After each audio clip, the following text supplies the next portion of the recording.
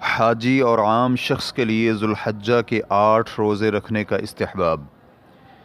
الحمدللہ والصلاة والسلام علی رسول اللہ۔ سوال کیا گیا ہے، حاجی کے لیے ذوالحجہ کے پہلے 8 یوم کے روزے رکھنے کا حکم کیا ہے؟ یہ علم میں رکھیں کہ یوم عرفہ کے روزے کے متعلق مجھے علم ہے کہ حاجی اس دن روزہ نہیں رکھ سکتا۔ الجواب بعون الوہاب۔ ذوالحجہ کے پہلے 8 ایام کے روزے حاجی اور غیر حاجی سب کے لیے مستحب ہیں، کیونکہ نبی علیہ السلام کا فرمان ہے۔ ابن عباس رضی اللہ عنہما بیان کرتے ہیں کہ رسول اللہ صلی اللہ علیہ وآلہ وسلم نے فرمایا، ان 10 ایام میں کیے گئے اعمال صالحہ اللہ کو سب سے زیادہ محبوب ہیں۔ تو صحابہ اکرام نے عرض کیا، اے اللہ کے رسول صلی اللہ علیہ وآلہ وسلم، اور جہاد فی سبیل اللہ بھی نہیں؟ تو رسول اکرم صلی اللہ علیہ وآلہ وسلم نے فرمایا، اور نہ ہی جہاد فی سبیل اللہ، مگر یہ کہ جو آدمی اپنی جان اور مال لے کر اللہ کی راہ میں نکلا اور اس میں سے کچھ بھی واپس نہ لے کر آیا۔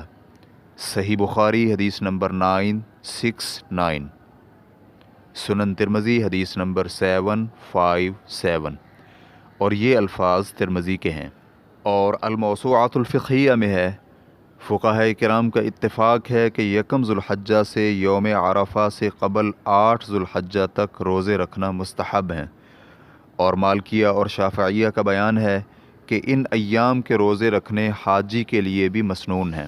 ریفرنس کے لیے دیکھیے الموسوعۃ الفقہیہ، جلد نمبر 28، صفحہ نمبر 91، اور نہایت المحتاج میں ہے، یوم عرفہ سے قبل 8 روزے رکھنا مستحب ہیں، جیسا کہ الروضہ میں تصریح موجود ہے۔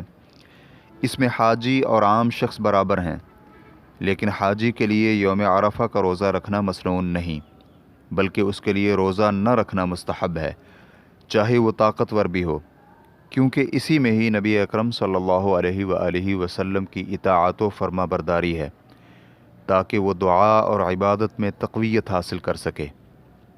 ریفرنس کے لیے دیکھیے نہایت المحتاج، جلد نمبر 3، صفحہ نمبر 207۔ واللہ تعالی اعلم۔ اسلام کیو اے ریکارڈنگز، مؤسسۃ الشیخ محمد صالح المنجد، المملکۃ العربیۃ السعودیہ، فتویٰ نمبر 84271۔ والسلام علیکم ورحمۃ اللہ وبرکاتہ۔